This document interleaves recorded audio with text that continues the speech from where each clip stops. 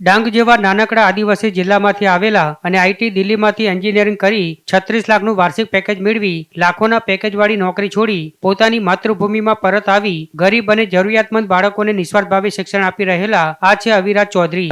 આદિવાસી જિલ્લા એવા ડાંગના છેવાડાના ગામમાં કોઈ પણ સુવિધા વગર ગરીબ પરિવારમાં ઉછરેલા અવિરાજ ચૌધરીએ દિલ્હી આઈઆઈટીમાં ટેક્સટાઇલ એન્જિનિયરિંગ કર્યું હતું અને કલકત્તાની કંપનીમાં વાર્ષિક રૂપિયા 36 લાખના પેકેજની નોકરી મેળવી હતી, જેણે પોતાના વતન માટે કંઈક કરવાની ભાવના સાથે નોકરી છોડી દીધી અને હાલમાં ડાંગના ગરીબ બાળકોને ભણાવી રહ્યા છે, સાથે જ યુપીએસસીની તૈયારી પણ કરી રહ્યા છે। ડાંગ જિલ્લામાં સાપુતારા નજીક આવેલા પ્રયોસા પ્રતિષ્ઠાનમાં અભ્યાસ કરનાર અવિરાજ સંસ્થાના પીપી સ્વામીને પોતાના આદર્શ માને છે। પ્રયોસા પ્રતિષ્ઠાન છેલ્લા 25 વર્ષથી ડાંગના બાળકોને મફતમાં અભ્યાસ કરાવે છે, ઉપરાંત તેમને નિઃશુલ્કમાં રહેવાની અને જમવાની વ્યવસ્થા પણ પૂરી પાડે છે। ત્યારે ડાંગ જિલ્લાના અન્ય બાળકોને પણ અભ્યાસમાં મદદ કરવાની સાથે પ્રોત્સાહન આપી રહ્યા છે અવિરાજ ચૌધરી।